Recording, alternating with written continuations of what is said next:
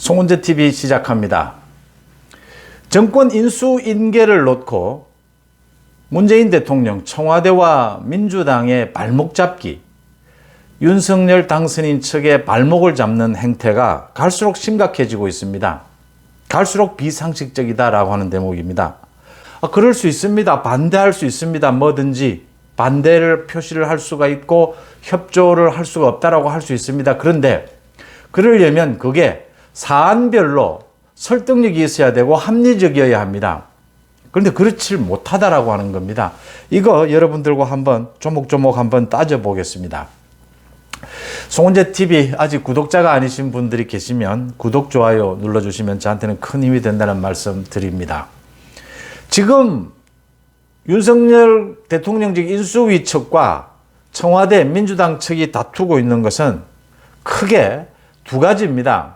하나는 대통령실을 용산으로 이전하는 부분에 대해서 지금 예비비를 빨리 확보를 해야 이 이전 작업이 원활하게 추진이 될 텐데, 이 예비비를 놓고 청와대와 지금 각을 세우고 있는 것이고, 또 하나는 민주당의 윤호중 위원장, 민주당의 윤호중 비대위원장이 오늘 아주 노골적으로 인수위 측을 비난을 했습니다.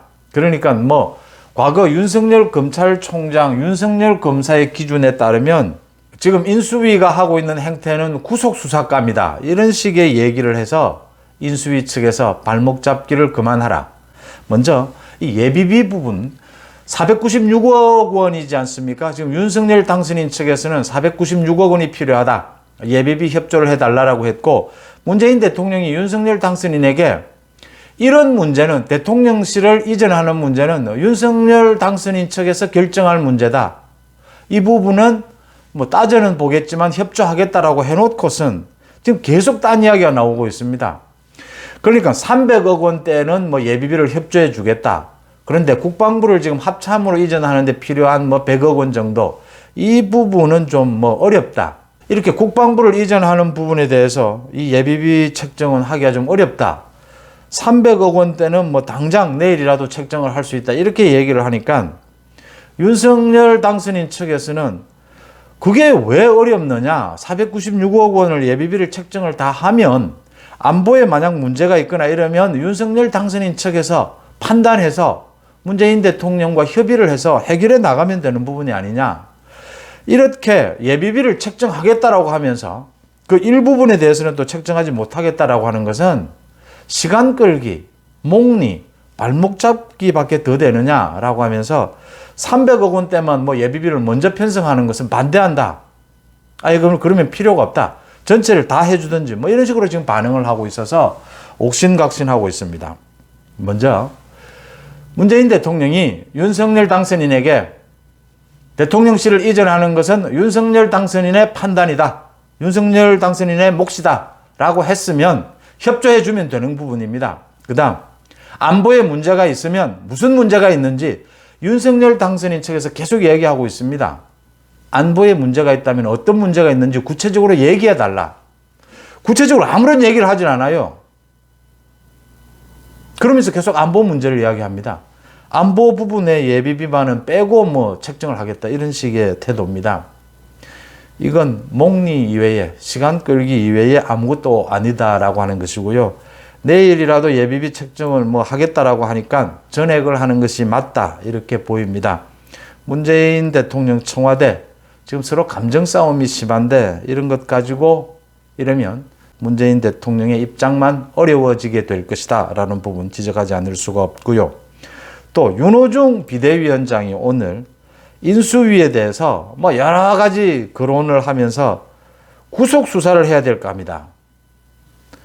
제가 정치권에 30년 이상 취재를 했지만 정권 인수위원 과정에서 물러가는 정권이 이렇게 출발하는 정권 인수위를 향해서 구속 수사하겠다라고 이렇게 말하는 것은 처음 듣는 일이 한두 번이 아니어서 문재인 정권에서는 처음 겪는 일들이 한두 번이 아니긴 합니다만 이런 이야기는 참 처음 듣습니다.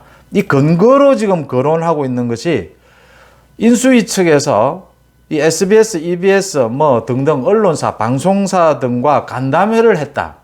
이렇게 간담회를 하는 것이 방송 장악 시도가 아니냐.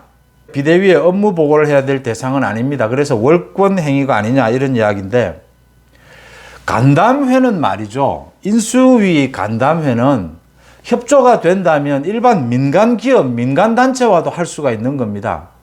새로운 이 국정, 정부 출발에 도움이 된다면 뭐 일반 국민과도 만날 수 있고요. 말 그대로 간담회입니다. 간담회. 업무 보고가 아니고. 이런 것 가지고 트집을 잡는 것은 진짜 말 그대로 트집입니다. 윤호중이가 또 하나 내걸었던 이유는 그 대우조선 그 사장 부분 말이죠. 문재인 대통령의 뭐 동생의 동창이 사장으로 되었다. 이 부분은 제가 이미 송은재 TV를 통해서 말씀을 드렸습니다. 이 부분은 인수위가 이 부분을 지적한 것은 부적절했다. 이 내용은 지금 현재 사장으로 임명이 된 사람이 문재인 대통령과 굉장히 가까운 사람이고 문재인 대통령이 챙긴 사람이라는 건 이미 업계에서는 다 알고 있는 사실입니다. 그렇다 하더라도 명확한 증거도 없이 이런 대우조선이 지금 뭐 법정 관리를 하고 있기는 하지만 그래도 민간 기업이지 않습니까? 뭐 좋게 봐도 공기업 정도인데 이 지금 관리하고 있는 곳이 산업은행이지 않습니까? 산업은행에서 이거 누가 봐도 산업은행에서 뭐 알아서 이 조치를 해준 거죠. 알아서 이 사람을 사장으로 임명해 준 거죠. 이런 부분을 가지고 당이나 뭐 정치인, 국회의원 쪽에서 비판하는 건 괜찮은데 인수위가 나서서 인수위 대변인이 나서서 부대변인이 나서 쪽 할 필요는 없다. 부적절하다라는 부분은 제가 지적을 했고요. 이게 부적절한 부분이 약간 있었다 하더라도 윤호중이가 이걸 가지고 구속수사감이라고 이야기하는 것은 과장입니다. 이 언론도 과장이 문제가 되듯이 언제나 이 정치권에도 과장하면 그건 가짜뉴스에 가까운 겁니다. 그건 정말 선전선동에 가까운 것이죠. 이 기사도 조그마한 기사를 크게 부풀리고 펑튀기 한다 그러죠. 이렇게 과장하면 안 된다라는 부분 지적을 합니다. 윤석열 당선인이 국무총리로 한덕수 전 총리를 임명했지 않습니까? 이걸 가지고 그러니까 제가 지금 이 사례별로 말씀을 드리고 있습니다. 뭐 청와대 말이 맞는 부분도 일부 있습니다. 그런데 전체적으로 지금 인수위의 말이 맞다라는 것이고요. 사례별로 정확하게 근거를 가지고 얘기하면 되는 부분이지 않습니까? 한덕수 총리 인사청문회 아마 전쟁이 일어나게 될 겁니다. 전쟁 좋습니다. 해야죠. 인사청문회는 뭐 깐깐하게 해야죠. 그런데 내용도 없이 지금부터 뭐 무슨 뭐 그냥 있지 않겠다 뭐 계속 이렇게 엄포를 놓고 하는 것이 무슨 도움이 되느냐라는 부분입니다. 한덕수 전 총리가 후보자가 문제가 있다면 정확하게 그 문제를 꼬집으면 됩니다. 민주당이 흠집을 내겠다. 흠집을 내는 것은 뭐 좋습니다. 적절한 수준까지는. 근데 그게 정확해야 한다. 정확하지 않으면 역풍이 불게 될 것이다라는 부분입니다. 전체적으로 지금 정권 인수인계를 놓고 청와대와 민주당의 몽리, 발목 잡기가 정도를 넘어서고 있다. 비상식적인 수준까지 가고 있다. 이게 계속된다면 한덕수 총리 후보자에 대한 인사청문회도 합리적인 수준이 아니고 완전히 정치 공세 쪽으로 가게 되면 합리적인 국민들이 그 부분을 용서하겠느냐, 역풍이 두렵지 않느냐 하는 부분 지적합니다. 송은재 TV 마칩니다. 고맙습니다.